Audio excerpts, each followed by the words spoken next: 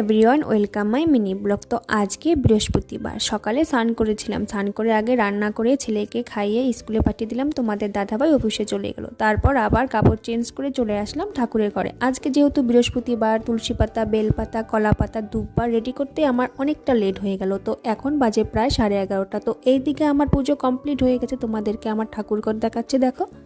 তো সেরে চলে আসলাম রান্নাঘরে। তো আজকে রান্নার রেসিপি কি হয়েছে সেটাই তোমাদের সঙ্গে শেয়ার করব। আজকে বৃহস্পতিবার, সপ্তাহে 2টো দিন আমাদের বাড়িতে নিরামিষ হয়, বৃহস্পতিবারের দিন আর শুক্রবারের দিন।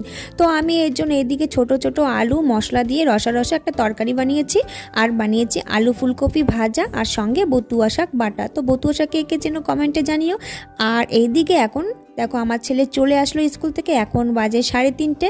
তো আমি এখন ওর ড্রেসটা খুলে দেবো, একা পারে না খুলতে। তো বন্ধুরা, আজকের ভিডিওটা কেমন লাগলো তোমরা অবশ্যই জানাবে। ভালো লাগলে একটা লাইক, কমেন্ট, শেয়ার, এবং যারা নতুন তারা